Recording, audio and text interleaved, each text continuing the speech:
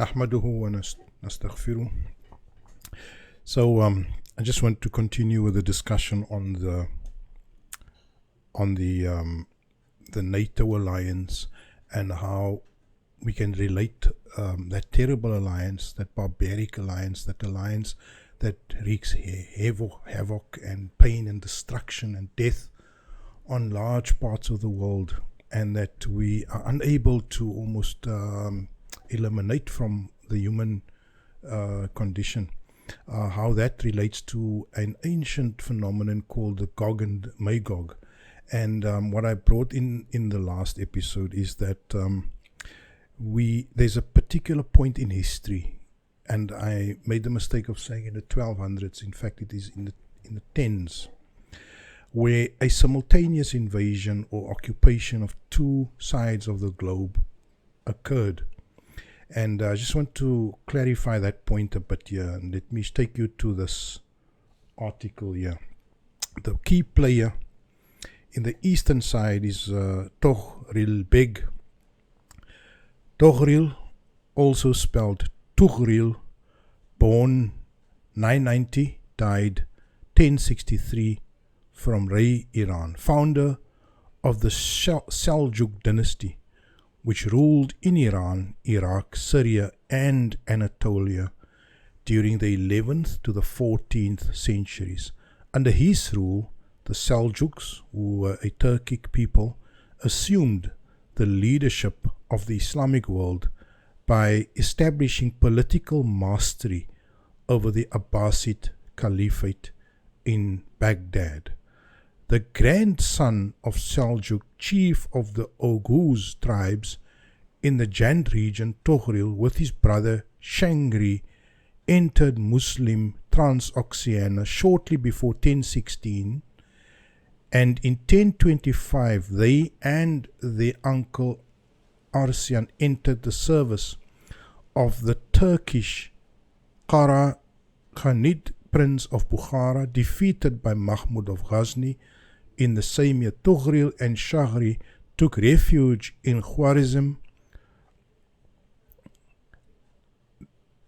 Later, however, I'll skip a bit there, their kinsman in Khorasan has been driven by the Mahmud into western Iran. The two brothers themselves entered Khorasan, where, having established close ties with Orthodox Muslim groups in large towns, they subdued Merv and Nishapur. Finally, in 1040, the Seljuks inflicted a decisive defeat on Mahmud's son. Khorasan was then formed into a principality of Shangri, which Toghril was left free to conquer the Iranian plateau. So this is the founding of the Seljuk Turks.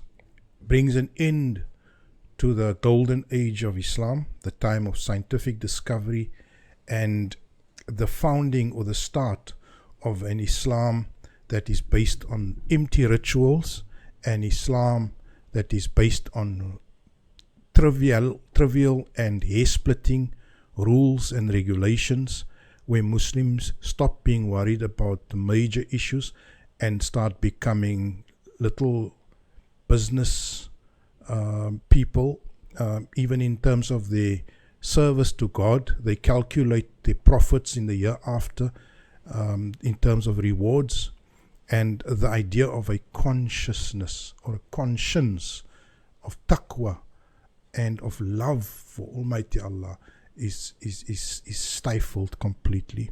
So that is the founding of the Seljuk Turkish Empire, which later on becomes transformed into the Ottoman Turkish Empire.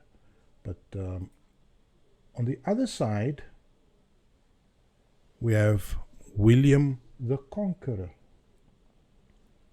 William laid claim to the throne after Edward died. He was a distant cousin of Edward, and of course a descendant of the Vikings, and he invaded on the 28th of September 1066. That is the Norman invasion of England. The Norman invasion of England in 1066 is described through the images of the Bayeux tapestry. And that is the founding of the present day British monarchy. So you have the two in the east.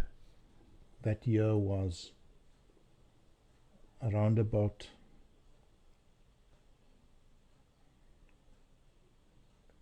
1060. In 1060, Seljuks. In 1066, William the Conqueror and the Normans. Seljuks, Turks, 1060. William the Conqueror and the Northmen, 1066. Only 6 years apart.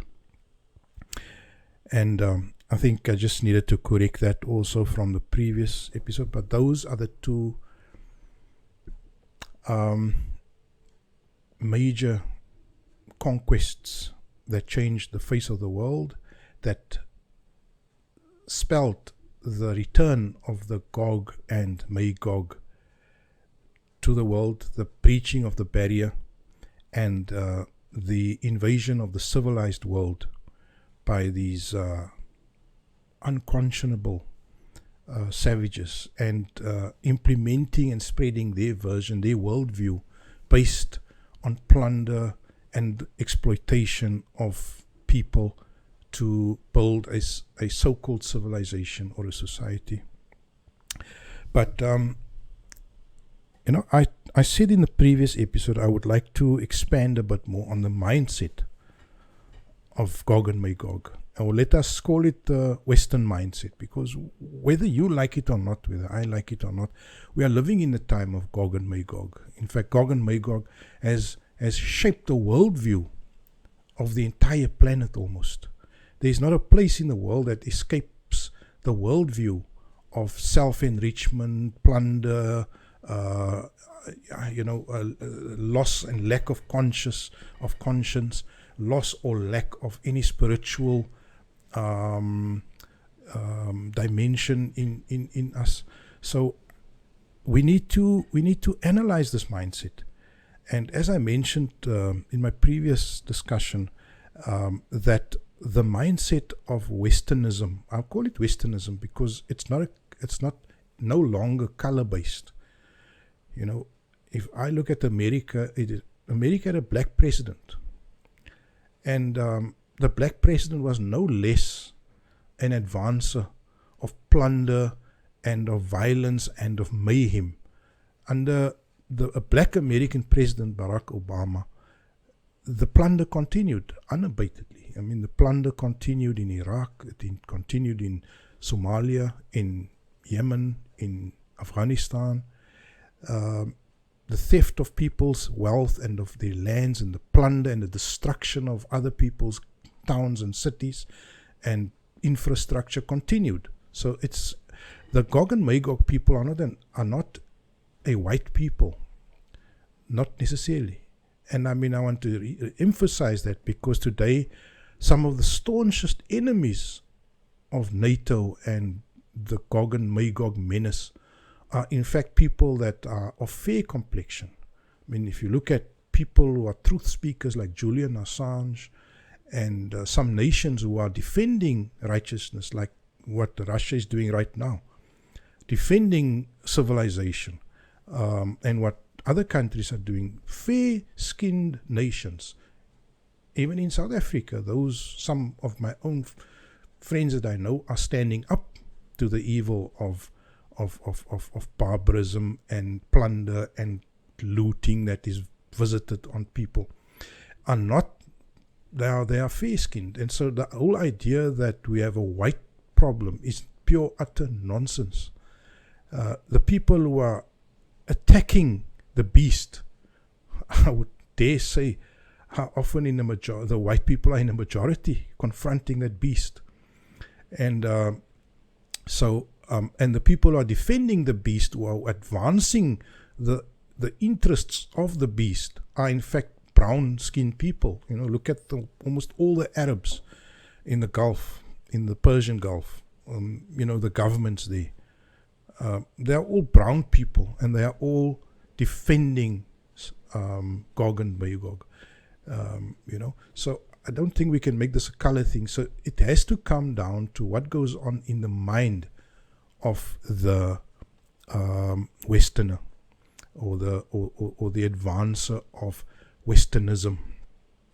And like I say, I wrote a thesis on the topic, and I looked at the case study, I looked at the university, and I looked at the problems that occurred there, the harsh treatment that the poorer students were receiving, the oppression of poorer and black, brown students. And I look at what is the mindset that causes this lack of conscience. Where does the loss of conscience occur? And one of the findings that I make is that it is simply the idea that there is no other real people except me, and the way that I see the world is the way the world is, and there is no other way of understanding the world. So I'm not going to go into detail about that. If you are willing to read my thesis, you can you can contact me, and I'll send you a copy. I wrote a detailed paper, also peer-reviewed paper on the topic. But suffice it to say that the sickness is not one of color. The sickness of the sickness that causes the plunder, the greed, the mayhem, the destruction is not based on color. I would almost say it's not even based on culture. It is a mindset, it is a sickness, it is a solipsism, it is the feeling that what I'm doing is okay. It is the absence of empathy, of identifying with anyone else's plight. So the stone cold mentality of what I'm doing is okay is really a form of sickness. And the Quran in fact speaks about something to that effect. I can find the verse for you where the Quran says that oppression and evil is a disease of the mind. Look at this one here. I found it quickly. The verse says that ye may make the suggestions thrown in by Satan, but a trial for those in whose hearts is a disease. And when I translate the word qalb, qulubihim, I always use the word mind, because when the Quran speaks about qalb, it speaks about the faculty of thinking and reasoning. So I use mind instead of, but Yusuf Ali uses hearts. So let me replace mind there, that he may make the suggestions thrown in by Satan, but a trial for those in whose minds is a disease and who are hardened of heart. Verily, the wrongdoers are in a schism far from the truth. Verse 22:53. So what I can say to you is that from my research and from the Quran is that the mindset of plunder, of vandalism, of murder, of theft, of anarchy is a sickness in the mind of the people who run NATO, the people who are in charge in the 5 Anglophone countries, especially the 5 Anglophone countries, America, Canada, Britain, New Zealand, and Australia. And they have a whole range of vassals, like Saudi Arabia, Poland, even France and Germany have become vassals of the 5 Anglophone countries, who are really the seat of evil on the globe today. And what we have is a form of mental illness, a form of psychopathy, a solipsism, a mind disease that renders them unable to feel bad for the suffering of others. And what do you do with a rabid dog? What do you do with a rabid lion that starts eating or starts preying on humans? You have to put them down.